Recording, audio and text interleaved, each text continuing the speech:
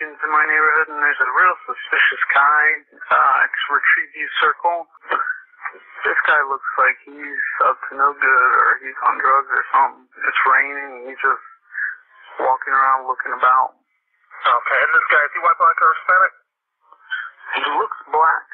Did you see what he was wearing? Yeah, a dark hoodie, like a gray hoodie, and either jeans or sweatpants and white tennis shoes. He's here now. He was just staring. Oh, he's just walking around the area? At all the houses. Okay. And now he's just staring at me. Yeah, now he's coming towards me. Okay. He's got his hand in his waistband. Yeah, he's a black male. Something's wrong with him. Yeah. He's coming to check me out. He's got something in his hands. I don't know what his deal is. These assholes, they always get away. Morning, Mr. Martin. How you doing? Hey, how's it going? Pretty good. I guess to get started, I mean, everybody's been talking, the whole week, including now the president and the Sunday news pundits. If I had a son, he'd look like Trayvon. About Trayvon Martin and this particular case in Florida. Everybody knows what's happened so far, but there's been new developments, accusations that, the guy may have been defending himself. Can you just bring us up to speed on what you know from your end and what's the latest developments? Well, first and foremost, from the outset, George Zimmerman laid out that he was operating in self-defense against Trayvon Martin. The police, they clearly, in their investigation, they believe that, and he was released from custody. But of course, he's had a friend come out and suggest that the two of them got into an altercation. But there are some critical questions that have to be answered here. First and foremost, remember, Trayvon Martin was walking from the store. George Zimmerman was driving an SUV. And so on the 911 call, the 911 operator asked him, was he following this particular person? Zimmerman said yes. This person, the 911 operator said, we don't need you to do that. Are you following him?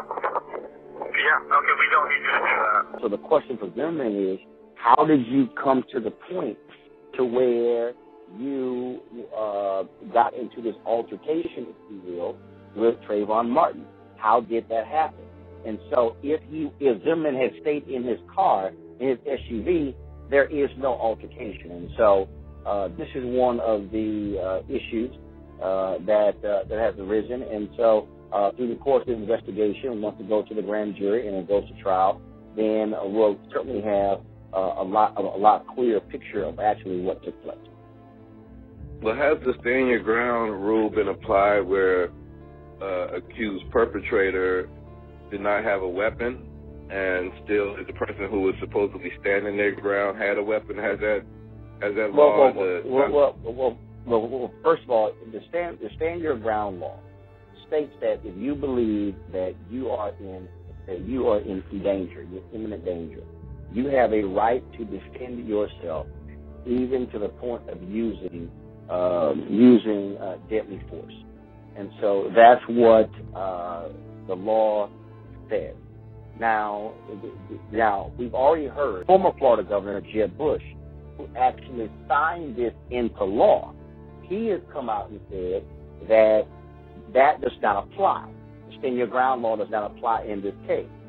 The attorney for George Zimmerman, he has been out stating that they are not basing their position on the stand your ground law. They are basing their position on self-defense. And so that's what we have heard thus far from them. Do you think the president's response that people were coming out? I mean, people are always coming out and criticizing the president, but when this incident happened, people came out with a lot of accusations. First, that the president hadn't mentioned the incident. Second, they came back with, well, he called Sandra Fluke, but she was called a slut, and he hasn't called the parents of Trayvon Martin. Are you satisfied? First of all, we have to understand something. And look, I was one of the folks who felt that there should have been a statement earlier. And the reason being is because I saw how this story was building and saw how it was having such a mark on the national landscape. And so when certain stories bubble up and when they become large like they are, then that's what would typically precipitate a response. And so we saw that. We saw it. That is not a shock, and these things happen all the time. I thought the president was pitch perfect. I thought his tone was appropriate in terms of what he had to say, and it certainly by personalizing it, by speaking on it from the perspective of a father, I thought was vitally important. I can only imagine what these parents are going through. And when I think about this boy, I think about my own kids. And I think every parent in America should be able to understand why it is absolutely imperative that we investigate every aspect of this and that everybody pulls together, federal, state, and local, to figure out exactly how this tragedy happened. Okay, with all the tragedy and death that we deal with here in America and in society, I mean, in Afghanistan, the innocent women and children that were killed in Afghanistan and just in war, what makes the Trayvon Martin case different for you? Well, first of all, when you talk about look, there is certainly death in this world. I don't know of anybody who would dispute that. That is certainly the case anywhere you go. What I think is the difference in this case is that when you hear a story of a young man who's living in a gated neighborhood who is simply walking from the store to get some snacks, he's identified as suspicious. Once that identification is then made, a judgment is made. And then he is followed, he is stalked, he is accosted, and he is gunned down. The problem is what this says is that this is what happens when you are black while walking.